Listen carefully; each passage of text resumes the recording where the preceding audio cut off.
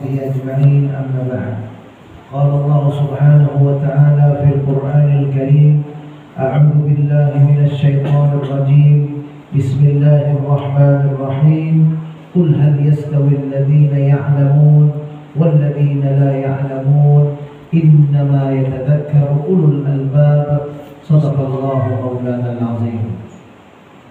Jamaah Majelis Ta'lim Aswaja yang dirahmati Allah Subhanahu wa taala. Pada kesempatan ta'lim malam hari ini kita akan menuntaskan pembahasan mengenai jenis-jenis air dalam fikih Islam. Kita sudah membahas bahwa di dalam fikih Islam air dibagi menjadi 4 macam. Yang pertama suci mensucikan, tahirun mutahhir. Yang kedua tahirun mutahhirun makruh, suci mensucikan tetapi makruh. Kemudian yang ketiga tahirun ghairu mutahhir, suci tapi tidak mensucikan. Dan kemudian yang keempat mutanajjis atau air yang bernajis. Bagian pertama dari air yaitu tahir mutahhir, suci mensucikan, adalah yang disebut al-ma'ul mutlaq, air mutlak, yaitu air yang ada secara alami. Dan secara singkat contoh-contohnya adalah apa yang turun dari langit dan keluar dari bumi. Kemudian air yang suci mensucikan tetapi makruh, yaitu al-ma'ul musyammas. Istilahnya musyammas yaitu alladzi sakhanathu syamsu, yang dipanasi oleh matahari.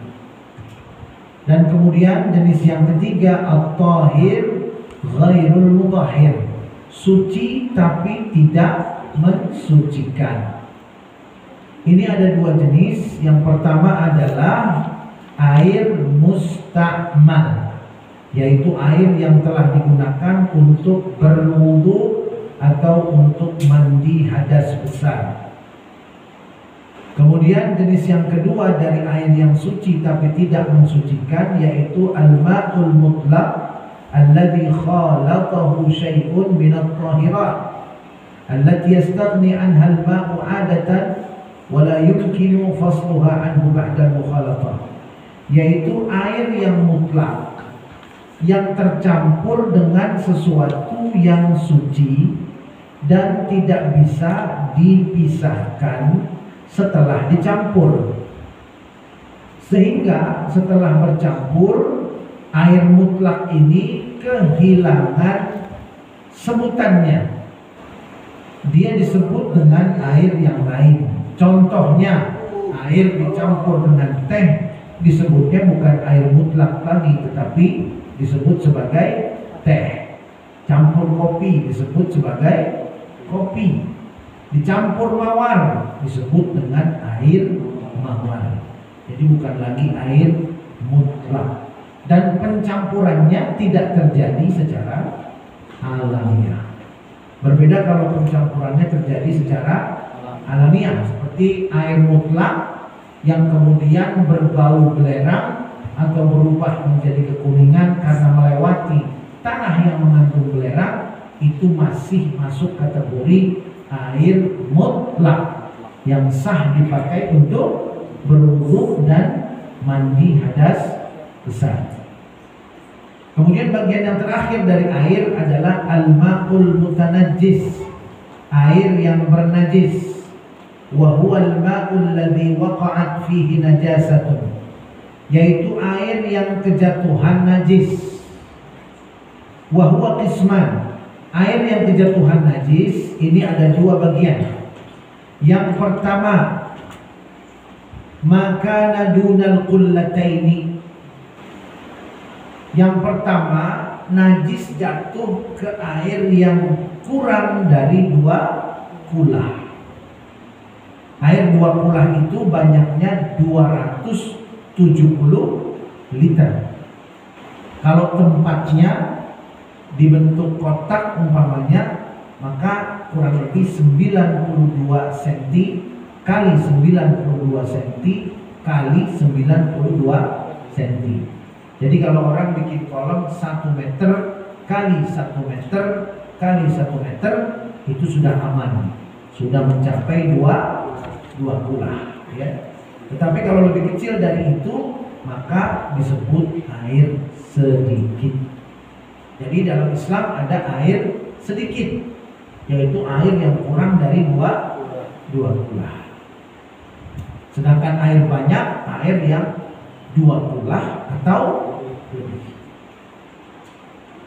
Nah, air yang sedikit, wa hadzal ma'u yanjusu bi mujarradi wuqu'in najasah walau kanat qalilatan wa lam yataghayyar fihi syai'un min awsafihi kal-lawn wal-rih' wat-ta'am. Air yang sedikit menjadi bernajis dengan kejatuhan najis, meskipun najis itu sedikit dan meskipun air itu tidak berubah sama sekali, warnanya, baunya, rasanya tidak berubah. Tapi kalau air sedikit kejatuhan najis, sudah menjadi air mutanajis, air yang bernajis. Jelas ya?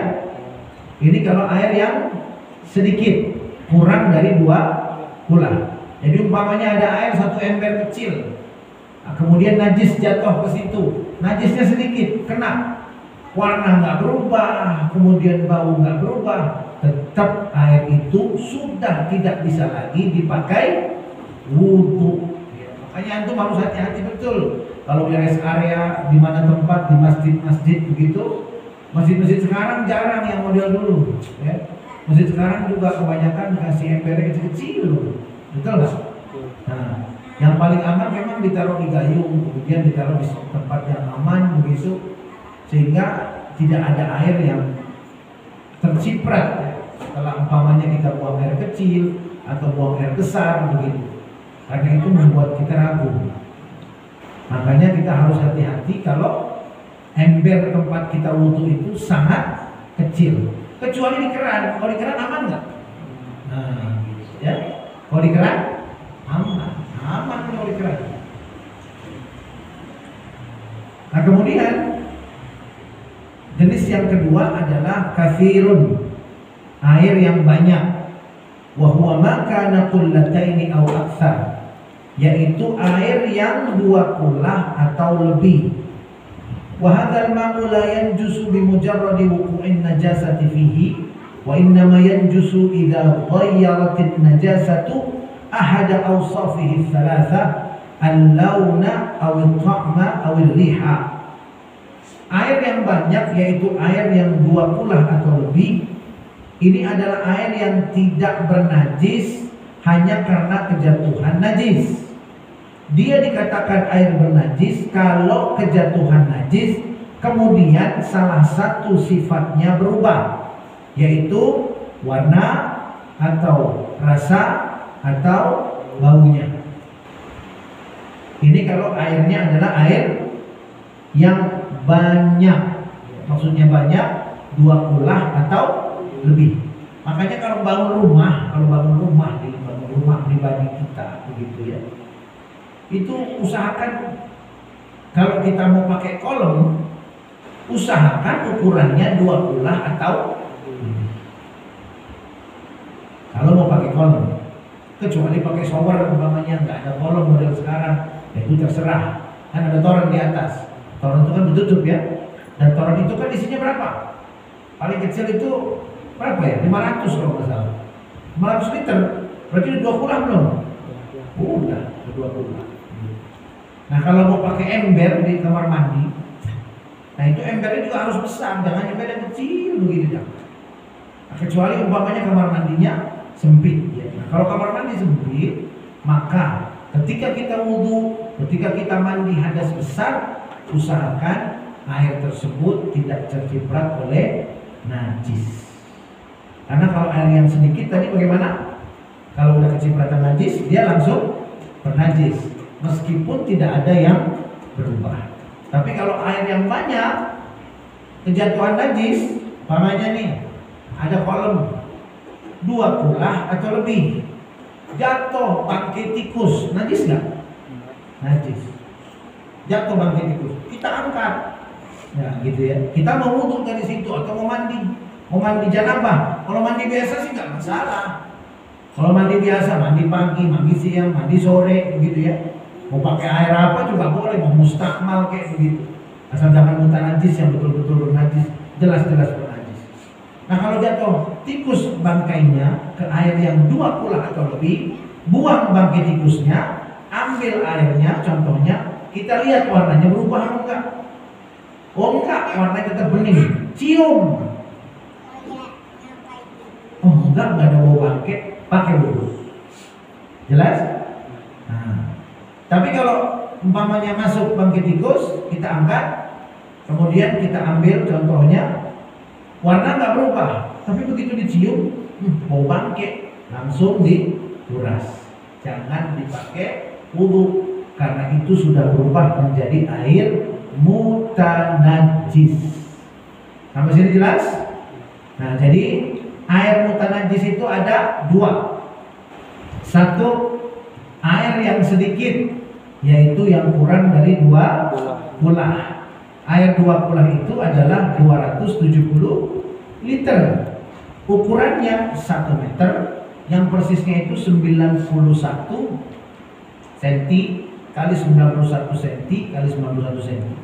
Kalau kita mau ambil aman, 1 meter kali 1 meter kali 1 meter. Ya, kalau WC-nya 2 kali 2, 2 meter kali 2 meter masih bisa. Kecuali WC-nya agak sempit, ya nggak apa-apa, pakai ember kecil nggak masalah. Yang penting ketika wudhu bisa dari keran, kan gitu ya. Kemudian mandi wajib juga dibersihkan dulu WC-nya dari najis-najis. Kalau masih ada bau najis, masih agak bau pesing umpamanya begitu ya, berarti ada najis di toilet itu. Bersihin dulu, hilang baunya, udah aman. Ya, kemudian bisa dipakai ember kecil, baru kita mandi. Gitu ya. Itu kalau air yang sedikit. Jadi kalau air yang kurang dari 2 kulah, nggak usah ngelihat perubahan warna, perubahan bau, perubahan rasa.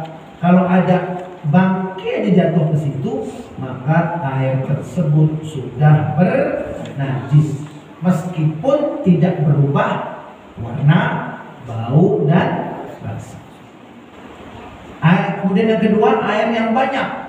Air yang banyak ini yang lebih dari 2 kulah. 2 kulah atau lebih.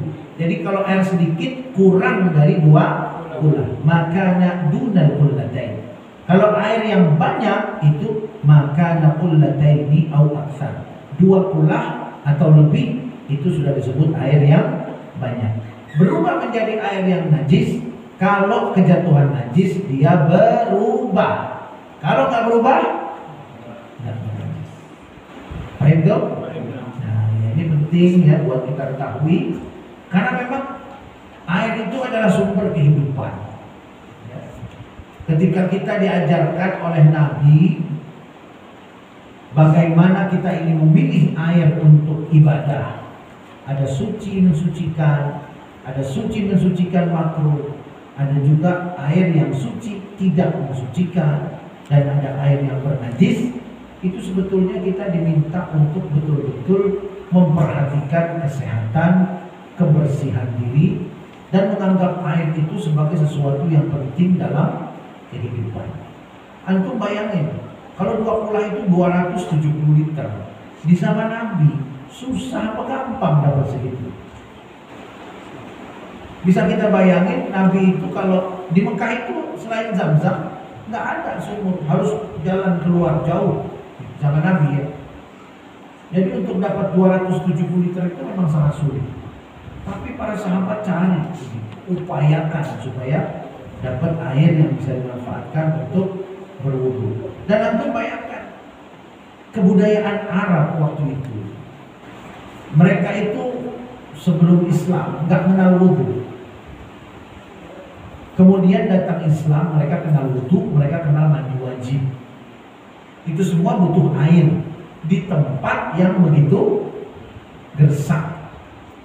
Jadi bisa dibayangkan perjuangannya. Nah cuma hasilnya apa? Hasilnya setelah Islam, masyarakat itu lebih bersih. Di Madinah itu lebih bersih. Iya kan? Nah, makanya Buya pesan banget itu antum kalau punya toilet di rumah gitu, jangan sampai mau besing ya. Jangan. Pokoknya kita masuk ke rumah gitu. Tamu nih, tamu.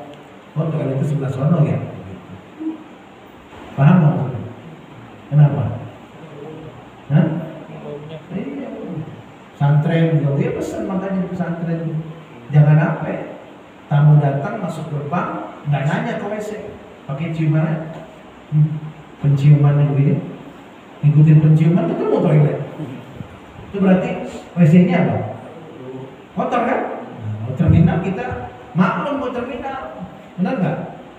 Ban bisnya, kadang-kadang di bis bannya ya, jadi toilet kan begitu. Maklum, tapi kalau di luar itu, di rumah kita jaga kebersihan, toilet kita, rumah kita, begitu kita jaga, ya, supaya hidup kita ini bersih. Karena bab toharah ini intinya adalah bersih. Namun bersihnya itu bersih lahir dan batin. Jadi tohir, mutahhir, suci, tapi tidak mensuci dan mensucikan. Ada suci tapi tidak mensucikan. Berarti zohirnya suci, tetapi batinnya tidak mensucikan. Nggak boleh dipakai wudu. Yang boleh pakai wudu suci lahir, suci batin. Bisa tangkap maksudnya. Nah, jadi mudah-mudahan mempelajari ayat ini dengan keempat jenisnya, dengan keempat macamnya, mudah-mudahan kita mendapatkan keberkahan dari Allah Subhanahu wa taala. Bismillahirrahmanirrahim. Alhamdulillahirabbil alamin. Allahumma shalli ala sayyidina Muhammad.